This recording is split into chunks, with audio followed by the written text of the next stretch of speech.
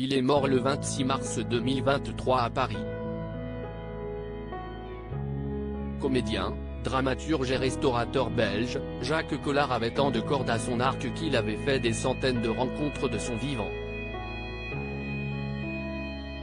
Le 6 avril, ses proches se sont réunis, non pas du côté du plat pays dont il était originaire, mais en l'église Saint-Roch, qui se situe dans le 1er arrondissement de Paris. Nombreux sont ceux qui étaient venus pour lui accorder un tout dernier clin d'œil.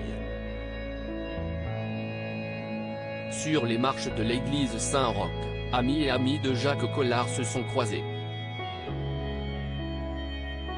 Et pour cause. Il était un peu le grand camarade des stars, notamment de Thierry Leluron et Jean Marais, puisqu'il croisait sans arrêt du beau monde au sein de ses établissements gastronomiques, la Goulue, l'Orangerie, le Chamaret, le Wall Street ou l'Or et Dubois. On relève, le jour de ses obsèques, la présence de Candice Patou, d'Yves Lecoq, Laurent Renard, Jean-Noël Mirande, Olivier Massé, Dominique Bonnement, Yvan Zaplatilek, Jean-François Guillet, Raphaël Cohen, Dominique Besnéard, Cyrielle Claire, Olivier Lejeune, Jean-François Guillet et de son frère, Angelo Dolce, Tania Lopère, de l'attaché de presse Pierre Cordier ainsi que de Gérard Leclerc et de sa femme Julie. Jacques Collard, officier de l'ordre de la Couronne. Jacques Collard avait 91 ans quand il a poussé son dernier souffle. En tant que comédien, il avait régalé les spectateurs en tournant pour Jean-Marie Poiré, Steve Suissa, plus récemment, en 2016, pour Kiyoshi Kurosawa dans Le secret de la chambre noire.